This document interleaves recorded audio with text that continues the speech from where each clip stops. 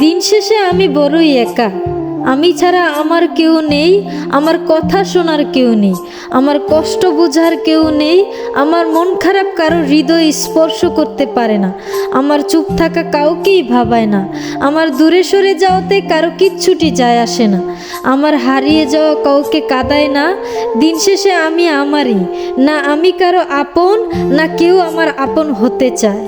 মাঝে মধ্যে মনে হয় প্রিয় মানুষগুলোকে আর একটু কম গুরুত্ব দিলেই হয়তো থেকে যেত, কারণ অবহেলা নাকি মানুষের গুরুত্ব বাড়ে। আজকে যার কাছে নিজের মনের কথা বলতে না পারায় অস্থির লাগে, একদিন সব দারুণ দুঃসংবাদেও তার কথা আর মনে পড়বে না। এমনকি দুঃখে কাতরালেও তার চৌকাঠ মারাতে আর ইচ্ছে করবে না।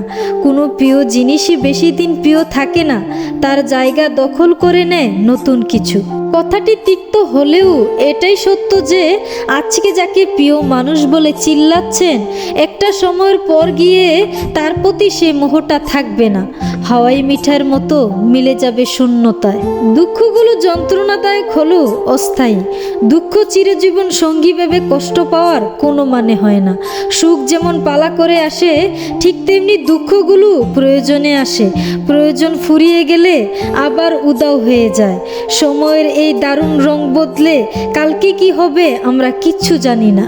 তাই কালকে কি হবে এই ভাবনায় বিভোর না হয়ে হাতের কাছে আজকে যেটুকু সুখ পাচ্ছেন সেটুকু সুখ উপভোগ করার চেষ্টা করুন। আর না হয় একটা সময়ের পর গিয়ে দেখবেন সেই সুখটাও আপনার নেই। আমরা হাতের কাছে পাওয়া কিংবা কাছে পাওয়া কোনো জিনিসকে মূল্যায়ন করতে যাই না। হারিয়ে ফেলার পর আমাদের দুঃখ বেড়ে যায়, কষ্ট বেড়ে যায়। সেই জিনিসটার জন্য আমরা রাত জাগি, কান্নাকাটি করি, নিজেদেরকে বিলিয়ে দেওয়ার চেষ্টা করি, অথচ থাকাকালীন সে জিনিসটাকে আমরা মূল্যায়ন দেওয়ার চেষ্টা করি না। সেজন্য যাকে যেটুকু এফোর্ট দেওয়ার প্রয়োজন আপনি সেটুকু এফোর্ট দিলেই সে থেকে যাবে। সে আপনার জন্য ভাববে, কষ্ট পাবে, কান্না করবে, আপনার দায়িত্ব নিবে, যত্ন করবে। মানুষকে প্রয়োজনের অতিরিক্ত গুরুত্ব দিয়ে নিজেকে অবহেলার পাত্র বানানোর কোনো মানে হয় না।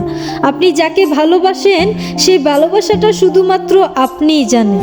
সো গাইস, আজকের মতো ভিডিওটা এ পর্যন্তই। যদি ভালো লাগে একটা শেয়ার, একটা ফলো করে আর ইউটিউব হলে একটা সাবস্ক্রাইব করে ছোট বোনের পাশে থাকবেন, এটাই সবসময় কাম্য। এই মুহূর্তে সবাই ভালো থাকবেন, সুস্থ থাকবেন। আল্লাহ হাফেজ।